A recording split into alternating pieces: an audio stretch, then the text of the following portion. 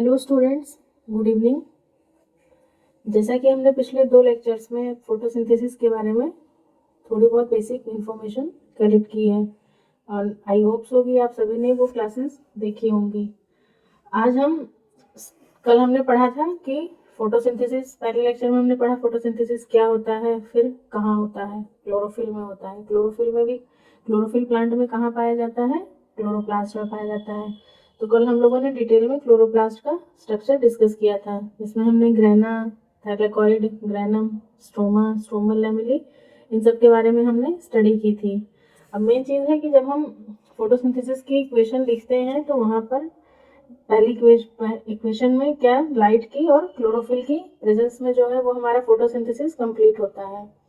तो आज हम देखेंगे कि मतलब वो क्लोरोफिल का स्ट्रक्चर होता कैसा है, एक्चुअली वो कैसा होता है और वो कैसे काम करता है।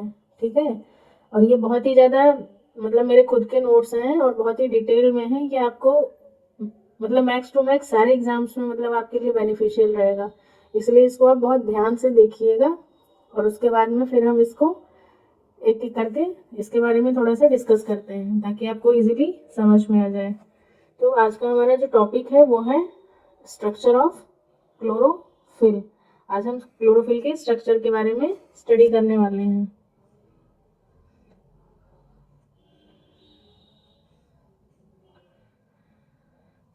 तो अगर देखा जाए तो क्लोरोफिल का जो स्ट्रक्चर है वो एक्चुअली किस टाइप का है, ये तो बायोमोलिक्यूल्स में आपने पढ़ा होगा। मतलब कार्बोहाइड्रेट, फैट, लिपिड, प्रोटीन, मतलब बहुत सारे तरीके के मॉलिक्यूल्स होते हैं। तो ये जो क्लोरोफिल है ये बेसिकली कैसा है? लिपिड नेचर का है। किस टाइप का है? लिपिड नेचर का है। सबसे पहली चीज़ तो ये ध्यान में रखिए। उसके बाद में ये किससे मिलके बना हुआ है? तो इसमें 55 कार्बन के मॉलिक्यूल्स यूज हुए हैं। कितने मॉलिक्यूल्स यूज हुए हैं? 55 कार्बन के मॉलिक्यूल्स यूज हुए हैं। अब ये क्लोरोफिल का जो स्ट्रक्चर है ये बेसिकली 2 पार्ट्स में डिवाइड है। 2 पार्ट्स में ये डिवाइड है, जिसमें सबसे पहला पार्ट जो है वो क्या आता है? हेड आता है, और दूसरा है वो टेल रीजन है। हेड रीजन में 35 है। टोटल कितने थे? 55। हेड रीजन में 35 कार्बन के मॉलिक्यूल्स हैं और टेल रीजन में 20 कार्बन के मॉलिक्यूल्स हैं।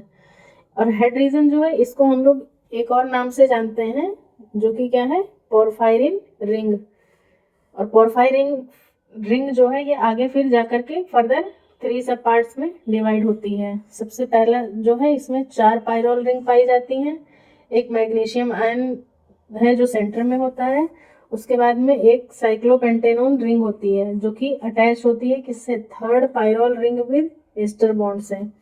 और जो टेल होती है, इस टेल का नाम है टेट्रा आइसोप्रिनोइड स्ट्रक्चर, जो कि किससे अटैच है? 4th पायरोल रिंग से अटैच है।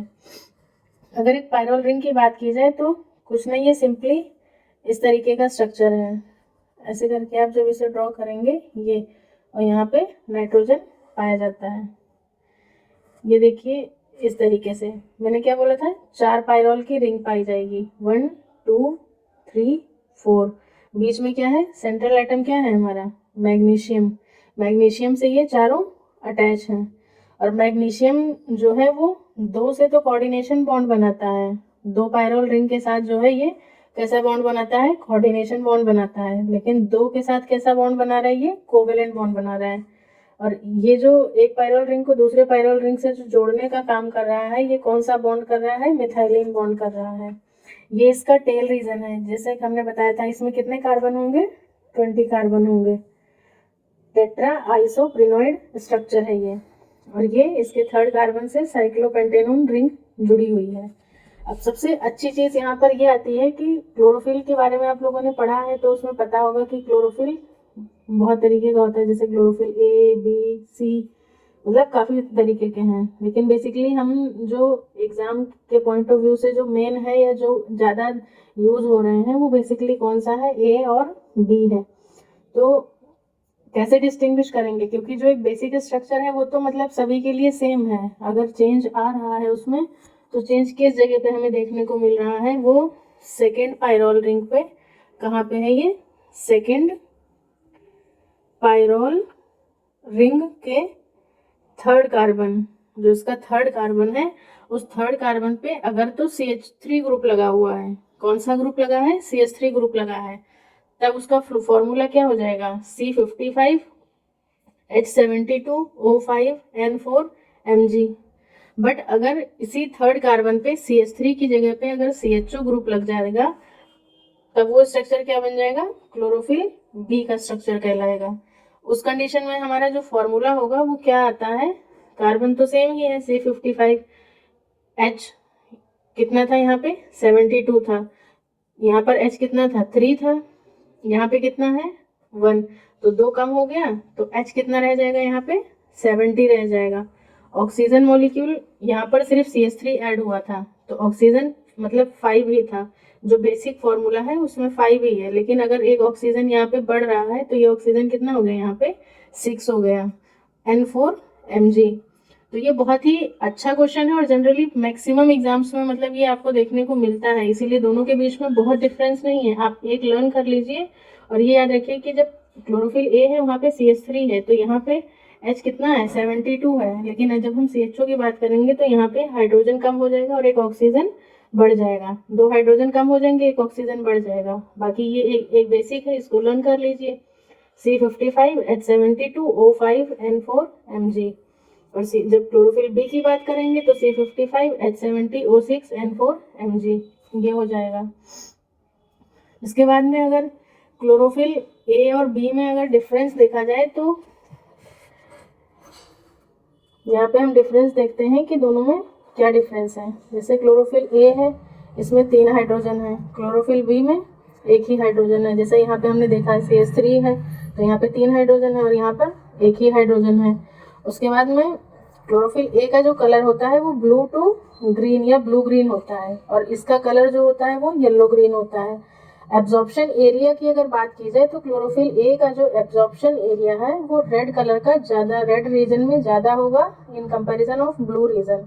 लेकिन क्लोरोफिल बी की अगर हम बात करते हैं तो बी में जैसे बी से याद रखिए, बी से क्लोरोफिल बी और बी से ब्लू, तो क्लोरोफिल बी का जो एब्जॉर्प्शन एरिया है वो ब्लू रीजन में ज़्यादा है इन कंपैरिजन ऑफ रेड।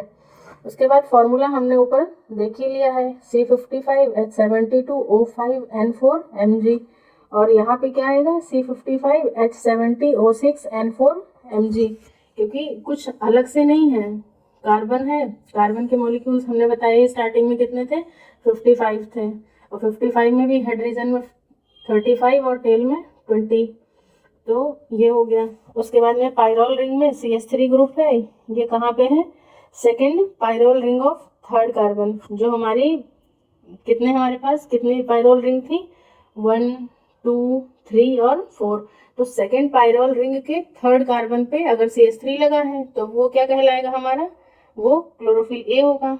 और अगर सेकेंड पायरोल रिंग के ही थर्ड कार्बन पे अगर CHO ग्रुप है तब वो क्या बन जा रहा था, क्लोरोफिल बी हो जा रहा था।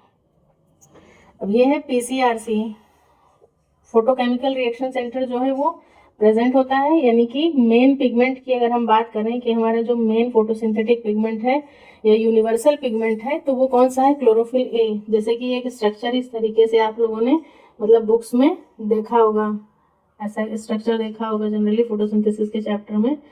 तो मेन जो रिएक्शन सेंटर है मतलब यहाँ पर कौन सा मॉलिक्यूल अवेलेबल रहता है, वो होता है क्लोरोफिल ए मेनली ये। और ये सभी जितने भी मतलब फोटोसिंथेटिक पिगमेंट्स हैं उनका जो रिएक्शन सेंटर है वहाँ पे हमें क्लोरोफिल ए ही देखने को मिलता है।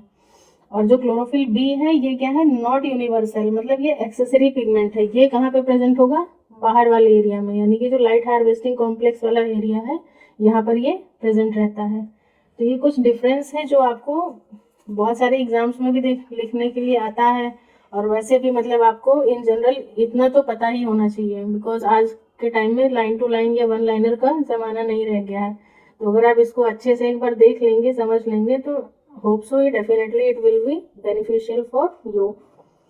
तो इसमें मैं एक बार इसे नॉर्मल साइज में लेके आती हूँ और अभी आप इसे देख लीजिए। इस तरीके से हमने क्या पढ़ा कि स्ट्रक्चर ऑफ क्लोरोफिल कैसा है, डायरेक्ट क्वेश्चन यहाँ से पूछेगा कैसा है स्ट्रक्चर उसका, कैसा नेचर है, लिपिड नेचर है, कितने कार्बन मॉलिक्यूल है 55 है, 55 फिर 2 में डिवाइड हो जाते हैं, 35 और 20 में। हेड रीजन में 35 है, टेल में 20 है। हेड रीजन को क्या कहेंगे और हम लोग पोरफायरिन रिंग कहेंगे, और टेल रीजन को टेट्रा आइसोप्रिनॉइड स्ट्रक्चर, जो कि 4th पायरोल रिंग से लगा होता है। 4th पायरोल रिंग से ये टेल वाला रीजन ये ऐसे लगा हुआ है। और जो पोरफायरिन रिंग है, मतलब ये पूरा, इसमें 4 तो पायरोल रिंग हो जाएंगी, 1 2 3 4। एक मैग्नीशियम डाइवेलेंट सेंटर में पड़ा हुआ है, और एक थर्ड कार्बन से, थर्ड पायरोल रिंग से एक साइक्लोपेंटेनॉन रिंग जो है वो लगी होती है। और किस बॉन्ड के साथ में, ये जो बॉन्ड बन रहा है इसके बीच में, ये कैसा बॉन्ड है, एस्टर बॉन्ड है, ठीक है।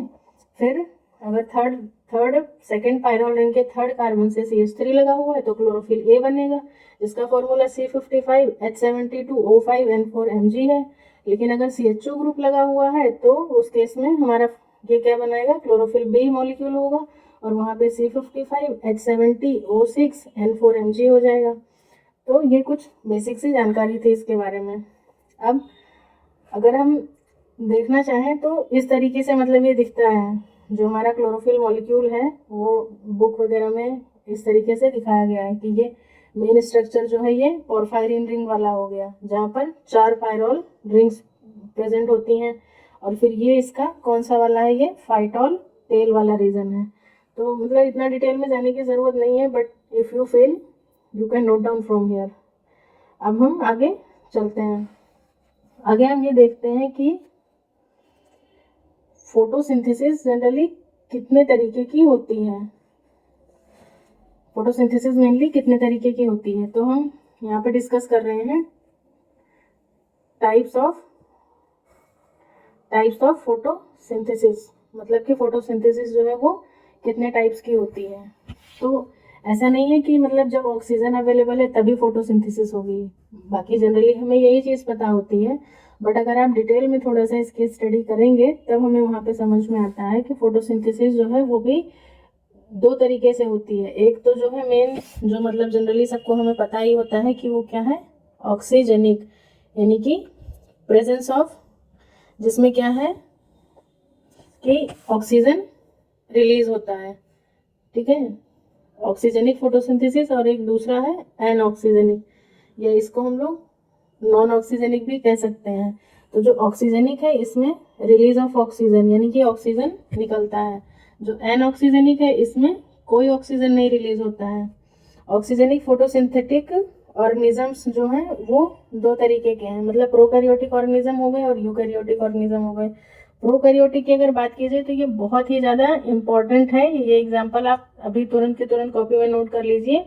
साइनोबैक्टीरिया या ब्लू ग्रीन एल्गी, ये कैसे हैं, फोटोसिंथेटिक ऑर्गेनिज्म है, और कैसे फोटोसिंथेटिक ऑर्गेनिज्म है जो ऑक्सीजन रिलीज करते हैं। और बाकी यूकैरियोट्स की अगर बात की जाए तो यूकैरियोट्स में लैंड प्लांट्स आ गए। लैंड प्लांट्स तो पता ही है आप सभी को, एल्गी, ब्रायो, टेरिडो, जिम्नो, एनजीओ, तो मतलब बहुत वो है। लेकिन अगर एनिमल्स की बात की जाए तो उसमें प्रोटिस्टा, फिर प्रोटिस्टा में क्या क्या आ जाता है, मतलब ऑल यूनिसेलुलर यूकैरियोट्स, जिसमें डायटम्स आ जाते हैं, डायनोफ्लैजिलेट्स आ जाते हैं, यूक्लिनोइड्स हो गए, अमीबा हो गया, पैरामीशियम हो गया, स्लाइम मोल्ड्स हो गए, ईस्ट, ये सभी क्या हैं, यूकैरियोटिक ऑर्गेनिज्म। और यूकैरियोटिक में भी कैसे हैं, जो ऑक्सीजनिक फोटोसिंथेसिस परफॉर्म करते हैं। उसके बाद में जो एनऑक्सीजनिक की हमने बात की थी, तो यहाँ पे सिर्फ और सिर्फ ये चीज़ ध्यान रखने वाली है कि only prokaryotic organisms will be going to be participate in this process. अब यहाँ पे भी प्रोकैरियोटिक में कौन से आएंगे, प्रोकैरियोटिक ऑर्गेनिजम्स जो एनऑक्सीजनिक फोटोसिंथेसिस परफॉर्म करते हैं वो क्या है, बैक्टीरियल फोटोसिंथेसिस, यानी कि वो बैक्टीरिया होंगे जो इस तरीके की फोटोसिंथेसिस को परफॉर्म करेंगे। और बैक्टीरिया में भी कैसे बैक्टीरिया आते हैं, 2 तरीके के होते हैं, एक ग्रीन बैक्टीरिया होते हैं और एक पर्पल बैक्टीरिया होते हैं। ग्रीन बैक्टीरिया को हम लोग फिर से फर्दर 2 क्लासेस में 2 टाइप्स में डिवाइड करते हैं, और पर्पल को भी 2, जिसमें ग्रीन सल्फर आ जाता है, ग्रीन नॉन सल्फर, और पर्पल बैक्टीरिया में आ जाएगा पर्पल सल्फर और पर्पल नॉन सल्फर। तो ये बहुत बेसिक सा एक जनरल सा अकाउंट था इसके बारे में कि टाइप्स ऑफ फोटोसिंथेसिस कितने तरीके की होती है। ऑक्सीजनिक, जहाँ पर ऑक्सीजन निकलता है, एनऑक्सीजनिक, जहाँ पे ऑक्सीजन नहीं निकलता है। ऑक्सीजनिक फोटोसिंथेटिक ऑर्गेनिजम्स में प्रोकैरियोटिक की बात की जाए तो बहुत इंपॉर्टेंट एग्जांपल है साइनोबैक्टीरिया या बीजीए, और यूकैरियोटिक ऑर्गेनिज्म में ये सभी आ जाते हैं। बात आती है प्रोटिस्टा की। तो प्रोटिस्टा के बारे में हम थोड़ा सा ये देखिए, यहाँ पे बताने की कोशिश की है मैंने कि जो ऑर्गेनिजम्स होते हैं वो जनरली दो तरीके के होते हैं, प्रोकैरियोट और यूकैरियोट।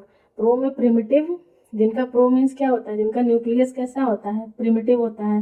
मतलब कि न्यूक्लियस बस ऐसे, मान लो कि ये कोई सेल है और सेल में न्यूक्लियस बस ऐसे, मतलब एक सर्कुलर सा ऐसे पड़ा हुआ है, कोई न्यूक्लियर मेम्ब्रेन नहीं है, डीएनए नेकेड है, कोई हिस्टोन प्रोटीन नहीं है। यूकैरियोट में क्या है, जो मतलब हम लोग हैं, या मतलब जो एल्गी वगैरह है, मतलब जो यूकैरियोटिक्स हैं, उसमें न्यूक्लियर मेम्ब्रेन भी प्रेजेंट होती है, साथ ही साथ हिस्टोन प्रोटीन भी प्रेजेंट होता है। लेकिन कुछ ऐसे होते हैं जो मीजोकैरियोटिक होते हैं, इन बिटवीन। इसमें क्या है, न्यूक्लियर मेम्ब्रेन तो प्रेजेंट रहती है लेकिन हिस्टोन प्रोटीन क्या है, एब्सेंट है। तो अगर प्रोटिस्टा की बात की जाए, ये बहुत ही ज़्यादा इंपॉर्टेंट है, इसको एकदम से नोट कर लीजिएगा अभी, क्योंकि बहुत ज़्यादा लोगों को, मतलब बच्चों को नहीं पता होता है ये चीज़। ऑल यूनिसेलुलर यूकैरियोटिक ऑर्गेनिजम्स जो हैं वो किसके अंडर में आते हैं, यूनिसेलुलर है लेकिन कैसा है, यूकैरियोटिक है, तो वो किसके अंडर में आएंगे, प्रोटिस्टा के अंडर में। और बाकी प्रोटिस्टा में फिर जो उसके एग्जाम्पल्स हैं वो मैंने यहाँ पे बता ही दिया कि प्रोटिस्टा में कौन कौन आ जाएगा। डायटम्स आ जाएंगे, डाइनोफ्लैजिलेट्स आ जाएंगे, euglenoids, amoeba, paramecium, slime mould, yeast, ये सारे हैं। तो इसको आप सब लोग अच्छे से देख लीजिएगा। उसके बाद में हम यहाँ पे डिस्कस करने वाले हैं types of photosynthetic pigment.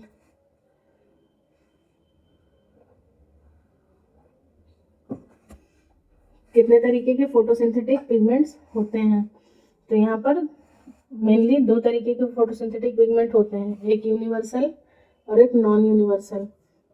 Universal का मतलब यह है कि विश्वव्यापी, यानी कि जो ऐसा पिगमेंट जो सभी ऑर्गेनिजम्स में, सभी फोटोसिंथेटिक ऑर्गेनिजम्स में प्रेजेंट है, वो यूनिवर्सल होगा। और कुछ होते हैं जो नॉन यूनिवर्सल, ये क्या है, do not present in all photosynthetic organisms, ये सभी फोटोसिंथेटिक ऑर्गेनिजम्स में नहीं प्रेजेंट होंगे, जैसे किसी में है तो किसी में नहीं है, इस तरीके से। लेकिन ये वाले जो है यूनिवर्सल वाले, ये सभी फोटोसिंथेटिक पिगमेंट्स में प्रेजेंट हैं। इसमें भी फिर दो तरीके से आ जाते हैं, एक होता है यूनिवर्सल नेसेसरी और दूसरा है यूनिवर्सल एक्सेसरी। नेसेसरी का मतलब कि जिसकी ज़रूरत है ही है, मतलब इसके बिना हमारा काम नहीं चलने वाला है।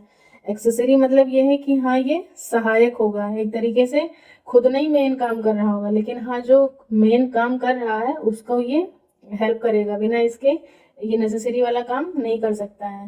Present in photochemical reaction centre, PCRC, जो भी हमने देखा था पीछे की क्लोरोफिल ए का क्या है, ये पीसीआरसी के रिएक्शन सेंटर में पाया जाता है। और उसके बाद में कैरोटिनॉइड्स हो गए, पिगमेंट्स, ये सारे जो हैं ये यूनिवर्सल एक्सेसरी में आते हैं। और अगर नॉन यूनिवर्सल की बात की जाए तो इसमें क्लोरोफिल बी आता है, क्लोरोफिल सी है, डी है, ई है। अब फाइकोबिलिन्स वगैरह हो गए, फाइकोबिलिन्स किस में पाया जाता है, सिर्फ बीजीए और रेड एल्गी में पाया जाता है। और उसके बाद में फाइकोसियानिन होता है, फाइकोएरिथ्रिन वगैरह, ये सारे हैं। तो ये जो नॉन यूनिवर्सल वाले हैं ये कौन सा काम करते हैं, ये लोग एंटीना मॉलिक्यूल बनाते हैं, ठीक है। ये लोग क्या बनाएंगे, एंटीना मॉलिक्यूल बनाएंगे, यानी कि लाइट हार्वेस्टिंग कॉम्प्लेक्स बनाएंगे। और बाकी मेन ये यही है, मतलब अगर कहा जाए तो क्लोरोफिल ए क्या है, एक तरीके से किंग है, और ये सब बाकी उसके सपोर्टर्स हैं, जिसकी जिसकी हेल्प से ये क्लोरोफिल ए काम कर पाता है। अब क्लोरोफिल बी किस में पाया जाता है, जनरली ग्रीन एल्गी में क्लोरोफिल ए बी दोनों होता है।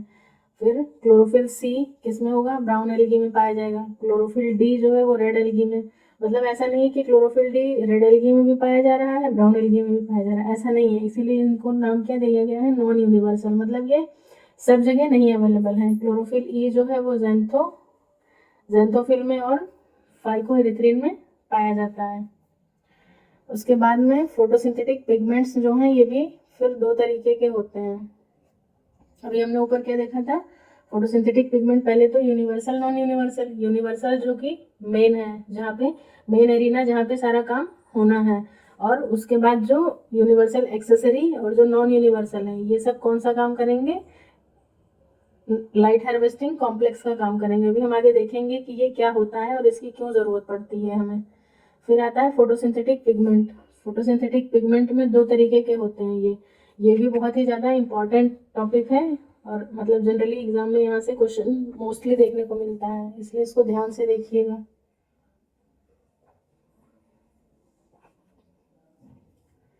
पहला है लिपिड सॉल्युबल पिगमेंट, फर्स्ट है लिपिड सॉल्युबल पिगमेंट और दूसरा है वाटर सॉल्युबल पिगमेंट।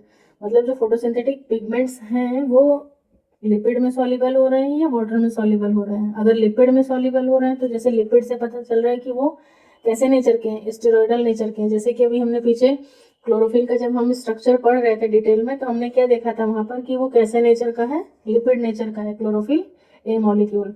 तो एग्जाम में सीधे सीधे क्वेश्चन यहाँ से पूछता है कि क्लोरोफिल ए कैसा है, स्टेरॉयडल नेचर है, लिपिड नेचर है या वाटर सॉल्युबल है, कैसा है। तो इस स्लाइड को बहुत ध्यान से देखिएगा और इसमें से जनरली 1 से 2 क्वेश्चन हमेशा पुटअप होते हैं।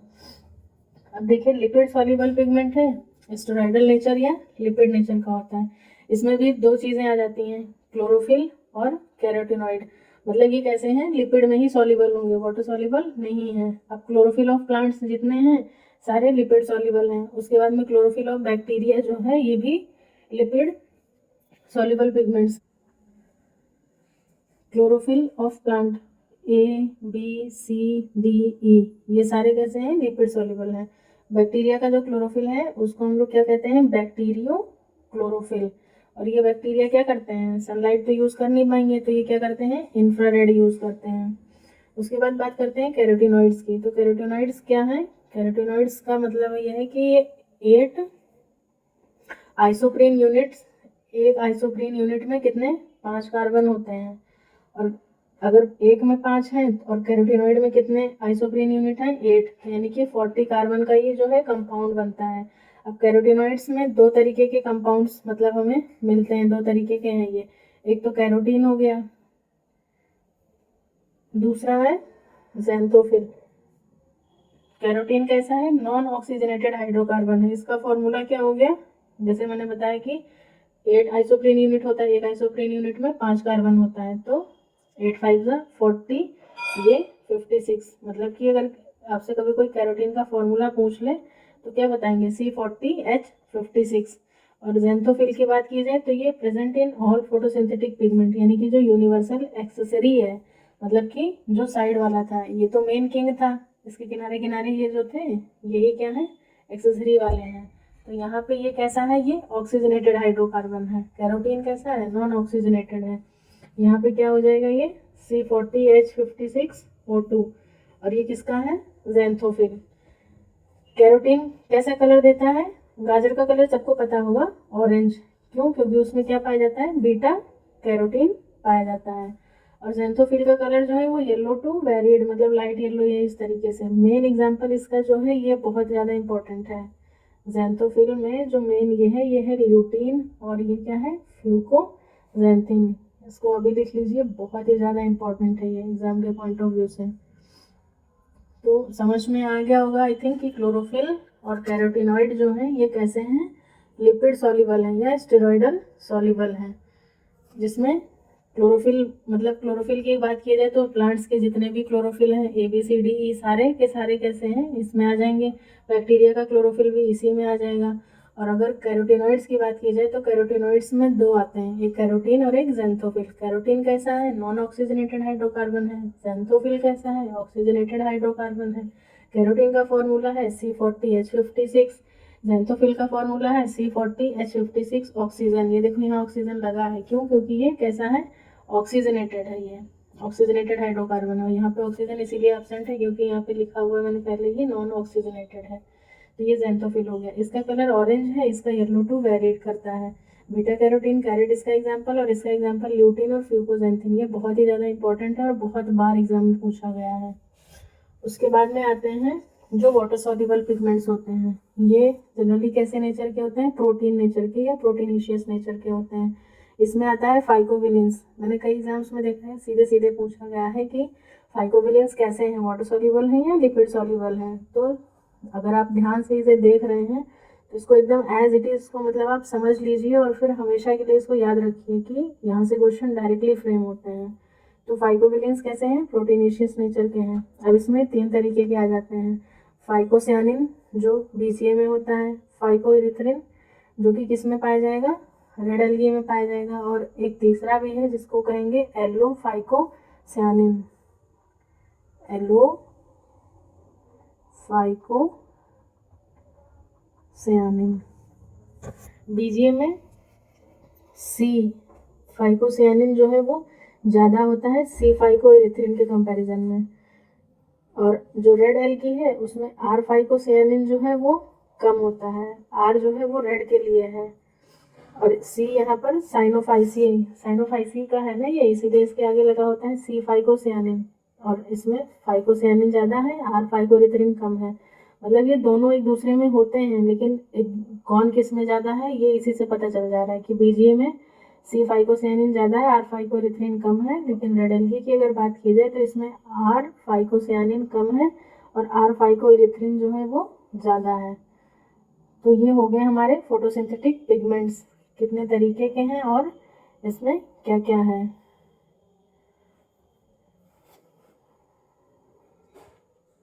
अब देखिए यहाँ पे जो भी हम पीछे बात कर रहे थे पिगमेंट सिस्टम या फोटो सिस्टम के बारे में, अब हम यहाँ पर देखते हैं कि जो नेसेसरी था एक्सेसरी था वो क्या था, और वो मतलब कि किस तरीके से हमारे फोटो सिस्टम में काम होता है। तो फोटो सिस्टम ये जिसे हम पिगमेंट सिस्टम कहते हैं, आप लोगों ने भी जनरली सुना होगा कि फोटो सिस्टम 1 यूज हो रहा है इस रिएक्शन में, यहाँ पे फोटो सिस्टम 2 हो रहा है, तो वो क्या चीज़ है उसे हम देखते हैं।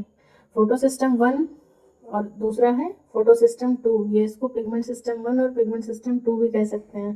तो फोटो सिस्टम 1 जो है वो फोटोकेमिकल रिएक्शन सेंटर 1 होगा, और अगर ये सेंटर में है तो सीधी सी बात है भाई, साइड साइड में भी तो कोई होगा जो इसकी हेल्प करेगा काम करने के लिए, तो उसको हम लोग LHC1 कहेंगे या एंटीना 1 कहते हैं। LHC का मतलब लाइट हार्वेस्टिंग कॉम्प्लेक्स 1 या एंटीना मॉलिक्यूल्स कहेंगे। अब जो फोटोकेमिकल रिएक्शन सेंटर 1 है उसमें सिर्फ एक मॉलिक्यूल पाया जाएगा, किसका पाया जाएगा, क्लोरोफिल ए का, और वो कितने नैनोमीटर की लाइट को एब्जॉर्ब करेगा तब उसका काम स्टार्ट होगा, P700 की। P700 की जब वो लाइट एब्जॉर्ब करेगा तब उसका काम स्टार्ट होगा, इसीलिए इसका नाम जो है वो क्या पड़ा है, PS1 पड़ा है। P700, ये देखिए यहाँ पे लिखा है P700 is 1 molecule of chlorophyll A of PCRC of PS1 which absorb wavelength of 700 nanometre, मतलब कि वो 700 नैनोमीटर की लाइट एब्जॉर्ब कर रहा है, इसीलिए ये क्या है, फोटो सिस्टम फर्स्ट है। उसके बाद में ये देखिए जैसे ये है, ये रिएक्शन सेंटर हो गया हमारा फोटोकेमिकल रिएक्शन सेंटर PCRC, इसमें एक क्लोरोफिल का मॉलिक्यूल ये पड़ा है, और ये कितने नैनोमीटर की लाइट यूज कर रहा है, 700 नैनोमीटर की, और ये जो साथ में लगे हुए हैं ये, इन्हीं को क्या कहते हैं, LHC या लाइट हार्वेस्टिंग कॉम्प्लेक्स, या इनको हम लोग दूसरा नाम है जो इनका वो क्या है, एंटीना मॉलिक्यूल के नाम से भी इनको जानते हैं। तो यहाँ पे क्या क्या होगा, इसमें chlorophyll B, C, D, E, phycobilins, carotenoids जो यूनिवर्सल एक्सेसरी था, ये सारी चीज़ें जो हैं वो यहाँ पे साइड साइड में यहाँ पे अवेलेबल रहती हैं, और क्लोरोफिल ए मॉलिक्यूल को मतलब काम करने में उसकी हेल्प करती हैं। उसके बाद में जो दूसरा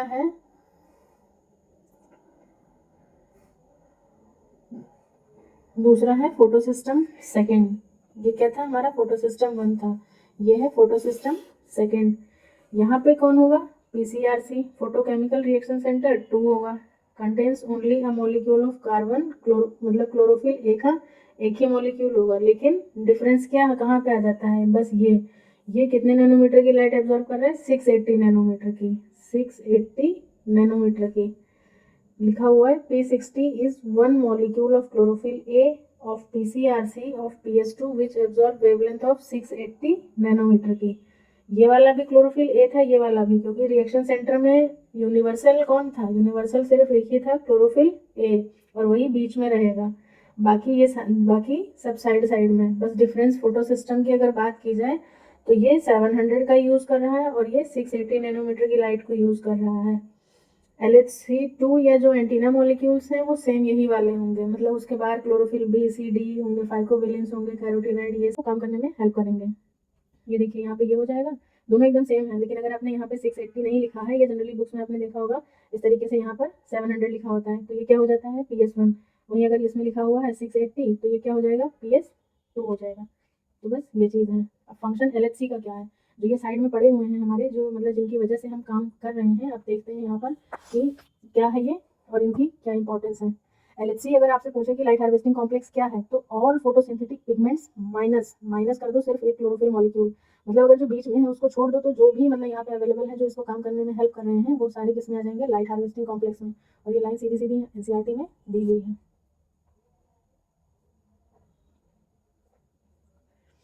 अब देखिए हम देखते हैं कि फंक्शन क्या है LHC का। तो अब LHC जो साइड वाले हैं इन लोगों का फंक्शन क्या है, तो सबसे पहला फंक्शन जो है वो प्रोटेक्शन ऑफ क्लोरोफिल ए, यानी कि जो क्लोरोफिल ए मॉलिक्यूल है इसकी प्रोटेक्शन, मतलब इसकी रक्षा करना। किससे रक्षा करना, एक तरीके से इसको हम लोग शील्डिंग मॉलिक्यूल या शील्ड मॉलिक्यूल भी कहते हैं, क्योंकि मान लो ये चीज़ ऐसे पड़ी हुई है और डायरेक्ट इस पे सनलाइट पड़ी, लेकिन इसकी खुद की एक कैपेसिटी है ना, जैसे कि हमने ऊपर अभी डिस्कस किया कि कोई 700 का ही ले सकता है, कोई 600 नैनोमीटर की ही लाइट को ले सकता है। और मान लो लाइट पड़ गई 700 से ज़्यादा की या उससे कम की पड़ गई, तो क्या ये काम कर पाएगा, नहीं काम कर पाएगा, और ये क्या हो जाएगा, डिस्ट्रॉय हो जाएगा। तो इसीलिए ये जो साइड साइड में होते हैं ये लोग क्या करते हैं, पहले इन्हें पता होता है कि इस रिएक्शन सेंटर में कितने नैनोमीटर की लाइट की ज़रूरत है, तो ये सोलर रेडिएशन को एब्जॉर्ब करके उसको उतने नैनोमीटर उसको मतलब एब्जॉर्ब करके उसके बाद जितने की ज़रूरत है उतने नैनोमीटर की लाइट को फिर ये लोग अंदर पास करते हैं। Transfer of light energy to chlorophyll A, मतलब पहले LHC ने लाइट को एब्जॉर्ब किया, उसके बाद में जितने की जरूरत है उतने को अंदर उतनी ही अंदर ट्रांसफर किए। क्वेंचेस हाई लाइट इंटेंसिटी, मतलब कि जो ज़्यादा लाइट की इंटेंसिटी है उसको पकड़ लेते हैं, बाहर ही रोक लेते हैं, उसको डायरेक्ट अंदर नहीं जाने देते हैं, क्योंकि अगर एकदम डायरेक्ट चली जाएगी तो अगर एकदम से डायरेक्ट लाइट अंदर चली जाएगी तो ये क्या होगा, हमारा क्लोरोफिल मॉलिक्यूल जो है वो डिस्ट्रॉय हो जाएगा। इसीलिए ये लाइट हार्वेस्टिंग कॉम्प्लेक्स क्या करते हैं, उस लाइट को पहले एब्जॉर्ब कर लेते हैं, फिर जितने की जरूरत होती है उसको आगे ट्रांसफर करते हैं। प्रिवेंट्स, एक वर्ड लिखा है यहाँ पे, मतलब बहुत ही ज्यादा इंपॉर्टेंट और एग्जामिनर का भी बहुत ज्यादा फेवरेट होता है, solarization of photo oxidation of chlorophyll molecule A, मतलब क्लोरोफिल ए मॉलिक्यूल को सोलर एनर्जी से टूटने से बचाने का काम कौन करता है, हमारा LHC करता है। Responsible for continuation of photosynthesis, और क्या काम करते हैं, even in low light intensity, जैसे कि अभी मैंने थोड़ी देर पहले आपको बताया था कि ऐसा ज़रूरी नहीं है कि हाँ मतलब इकट्ठे ही जितनी चाहिए उतनी ही मिल जाए, मैंने क्या बोला था, उससे ज़्यादा की भी मिल जाती है कई बार, और कई बार क्या होता है उससे कम की भी लाइट, तो अगर कम की लाइट मिल रही है तब भी ये काम नहीं कर पाएगा। मान लो इसको 680 का चाहिए और इसको 650 ही मिल रहा है, तो क्या ये काम कर पाएगा, नहीं कर पाएगा। तो ये सारा काम जो है ये कौन सब कर रहा है, यही सब LHC जो यहाँ पे प्रेजेंट है, यही लोग क्या करते हैं कि जितनी की जरूरत है उतनी सोलर एनर्जी को ट्रैप करना, और उसके बाद में उसको कम है तो ज़्यादा करके, ज़्यादा है तो उसको कम करके, और फिर इसको देना ताकि क्लोरोफिल मॉलिक्यूल एक्साइट हो, और फिर यहाँ से जो हमारा मतलब फोटोसिंथेसिस का मतलब जो प्रोसेस है या जो हमारी आगे लाइट रिएक्शन मेनली, अब तो आप समझ ही गए होंगे, जो लाइट रिएक्शन वाला काम है वो यहीं से स्टार्ट होता है। तो आई होप आप सभी को ये चीज़ अब तक समझ में आ गई होगी। बाकी कल एक चीज़ मुझे बताना था, कल हमने बात की थी क्वांटाजोम्स की, तो थोड़ा सा हम एक बार देख लेते हैं कि क्वांटाजोम्स मतलब क्या है और उसका क्या काम है। तो कल हमने ये एक स्ट्रक्चर बनाया था, ये क्या था, थैलाकॉइड का। कल हमने थैलाकॉइड का स्ट्रक्चर बनाया था और इस पे हमने ऐसे कुछ ये बताए थे ना कि ये स्ट्रक्चर्स प्रेजेंट होते हैं, इनको हम लोग क्या कहते हैं, इनको हमने नाम दिया था क्वांटाजोम्स। क्वांटाजोम्स या इसको और क्या कह सकते हैं, फोटोसिंथेटिक फोटोसिंथेटिक फोटोसिंथेटिक यूनिट का नाम दिया था। ये एक्चुअली होते क्या हैं, ये होते हैं ग्रुप ऑफ 230 क्लोरोफिल मॉलिक्यूल्स का ये ग्रुप होता है। जनरली 230 टू 250 बताते हैं, लेकिन 230 मान के चलिए कि 230 क्लोरोफिल मॉलिक्यूल्स का ये ग्रुप होता है। और ये फिर फर्दर कितने में डिवाइड होते हैं, फर्दर ये दो पार्ट्स में डिवाइड होते हैं, जिसमें जो 170 है वो क्लोरोफिल ए मॉलिक्यूल का है। कितने हैं, क्लोरोफिल ए में 170 होते हैं, और बचे कितने यहाँ पे 60 जो है वो किस में आ जाएंगे, क्लोरोफिल बी के उसमें आ जाएंगे। तो ये चीज़ है, मतलब बहुत बेसिक सा है, इसको याद रखिएगा, बहुत ही ज़्यादा मतलब इंपॉर्टेंट है ये चीज़ भी, एग्जाम के पॉइंट ऑफ व्यू से बहुत इंपॉर्टेंट है कि कितने मॉलिक्यूल होते हैं क्वांटाजोम में। तो 230 क्लोरोफिल मॉलिक्यूल्स का ये ग्रुप होता है, और जिसमें 170 क्लोरोफिल ए के लिए होंगे और 60 जो है क्लोरोफिल बी के लिए होते हैं। अब उसके बाद में हम देखते हैं, जैसे ये मैंने बताया था कि ये स्टैक ऑफ थैलाकॉइड्स होते हैं, ये ऐसे स्टैक ऑफ थैलाकॉइड मैंने बताया था। तो इस पे क्या है कि कुछ तो यहाँ पे प्रेजेंट है, ये इस तरीके से मतलब इस पे प्रेजेंट रहते हैं, यहाँ पर रहते हैं। तो इसमें अगर देखा जाए तो थैलाकॉइड का, अगर हम एक थैलाकॉइड की बात करते हैं, तो ये जो ऊपर वाला पोर्शन है, ये पोर्शन है, इसको मैं पेन चेंज करके लिखते हैं, अपर वाला पोर्शन है। एक सेकंड, हम इसे थोड़ा सा नीचे ड्रॉ करते हैं। अगर एक स्ट्रक्चर की बात करें, सपोज दैट ये एक मैंने ले लिया,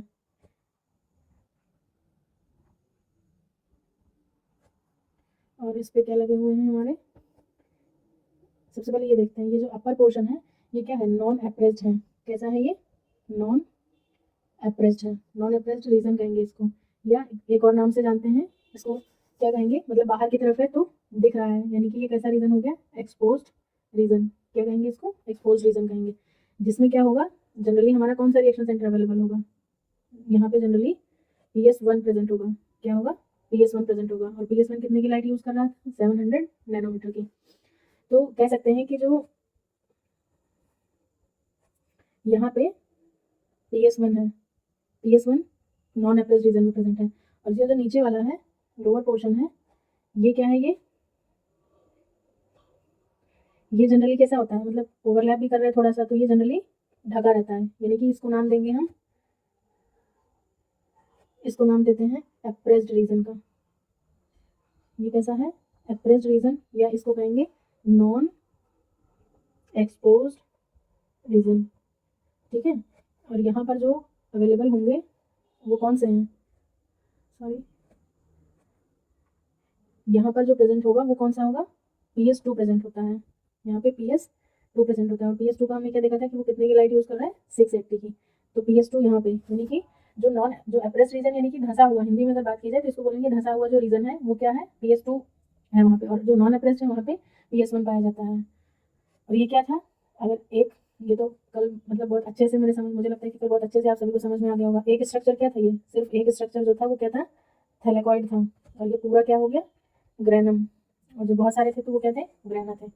उसके बाद में स्टूडेंट्स हम थोड़ा सा PAR के बारे में डिस्कस कर लेते हैं। एक बार इसको आप सभी देख लीजिए, इतना समझ में आ गया होगा कि क्या था, थैलेकॉइड था, इसमें ये क्वांटाजोम्स लगे होते हैं, या इनको हम लोग फोटोसिंथेटिक यूनिट कहते हैं। और फोटोसिंथेटिक यूनिट क्या है, ग्रुप ऑफ 230 मॉलिक्यूल्स, इसको याद रखिएगा। 230 मतलब ये 232 250 बताते हैं, बट 230 लेके चलते हैं, जिसमें 170 जो है वो क्लोरोफिल A के मॉलिक्यूल हैं और 60 जो है वो क्लोरोफिल B के मॉलिक्यूल हैं। और फिर इसमें मैंने बता दिया कि PS1 PS2 ये क्या हुआ है, मतलब क्या होता है। इसके बाद में हम थोड़ा सा डिस्कस कर लेते हैं PAR रीजन के बारे में। जैसा कि मुझे पता है आप सबको पता होगा इसके बारे में, PAR, PAR का फुल फॉर्म तो पता ही है, फोटो सिंथेटिकली एक्टिव रीजन। मतलब कि जो रीजन है वो फोटोसिंथेटिकली एक्टिव रीजन, या जो रेडिएशन है, इसमें क्या होता है कि अब देखिए जो ये PAR रीजन है इसका रेंज क्या है, जनरली सबको पता होगा कि इसका रेंज कितना होता है, 400 से लेकर के 400 नैनोमीटर से लेकर के हम कहाँ तक लेते हैं, 700 नैनोमीटर तक। उसके बाद जो इधर पीछे जो इससे कम का होगा वो कितना हो जाएगा, लेस देन अगर है तो ये लेस देन 400 नैनोमीटर में आ जाएगा, और बाकी ये इधर ग्रेटर देन 700 नैनोमीटर हो जाएगा। यहाँ पर देखिए ये 400 to 700 वाला क्या है, ये तो सबको पता होगा कि इसी में हमारा क्या मिलता है, विजिबल स्पेक्ट्रम। ये क्या, कौन सा रीजन है, विजिबल स्पेक्ट्रम। मतलब कि जनरली जो हमारे ग्रीन प्लांट्स हैं वो क्या कर रहे हैं, इसी नैनोमीटर, इसी के बीच का यूज करके, इतने से इतने नैनोमीटर के रेंज की बीच की लाइट को यूज करके फोटोसिंथेसिस वगैरह करते हैं। Green plant use this range, इस रेंज को ग्रीन प्लांट्स क्या कर रहे हैं, यूज कर रहे हैं। अब जो इससे कम वाले हैं इसको थोड़ा सा ध्यान से देखिएगा, क्योंकि ये बहुत ही ज़्यादा इंपॉर्टेंट है।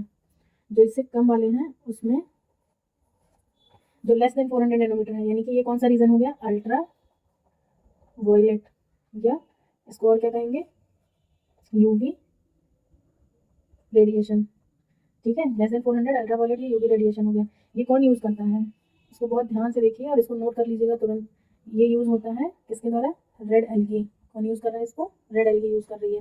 रेड एल्गी का मैंने अभी पिगमेंट बताया था थोड़ी देर पहले, क्या है, फोटोसिंथेटिक पिगमेंट बताइए क्या है इसका,